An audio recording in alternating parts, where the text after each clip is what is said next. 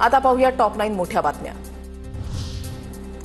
मोदी बोलबच्चन मंडळाचे अध्यक्ष फडणवीस हे ज्युनियर बोलबच्चन। फडणवीसांनी केलेल्या बोलबच्चन या टीकेला राऊतांचं उत्तर।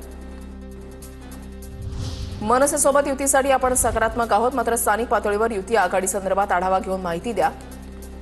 उद्धव ठाकरे यांचे बैठकीमध्ये कार्यकर्त्यांना मार्गदर्शन। युती आघाडी होईल नाही होईल, पण सर्व जागांवर लढण्यासाठी पक्ष म्हणून तयार रहा, उद्धव ठाकरे यांचे आदेश। युती की आघाडी, कोणासोबत जायचं ते लवकरच जाहीर करा। शिवसेना भवनातील बैठकीमध्ये भास्कर जाधव यांची भूमिका। कार्यकर्ते तयारी करतात, मग उमेदवारी मिळाली नाही की नाराज होऊन दुसरीकडे जातात किंवा अपक्ष उभे राहतात, त्यामुळे पक्षाला फटका बसतो, भास्कर जाधव यांचं मत। ठाकरे गटासोबत युती हा एकमेव विषय आमच्यापुढे नाही। काल जो उत्साह दिसला तो याआधी का दिसला नाही? संदीप देशपांडेंची ठाकरे बंधूंच्या युतीबाबत प्रतिक्रिया। राज ठाकरे आणि देवेंद्र फडणवीसांमध्ये मॅच फिक्सिंग। महाराष्ट्रामध्ये मूळ प्रश्न भरकटवण्यासाठी गाठीभेटी। हिंदी भाषा वादावरून नाना पटोलेंची टीका, तर नाना पटोले यांचा मेंदू तपासायला हवा, संदीप देशपांडेंचं प्रत्युत्तर।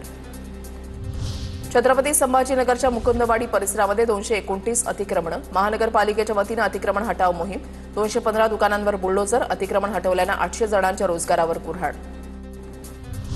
योग्य वेळी सरकार शेतकरी कर्जमाफीचा निर्णय घेईल, दिलेला एकही शब्द सरकार फिरवणार नाही। कर्जमाफीबद्दल बोलताना मुख्यमंत्री देवेंद्र फडणवीस यांची प्रतिक्रिया।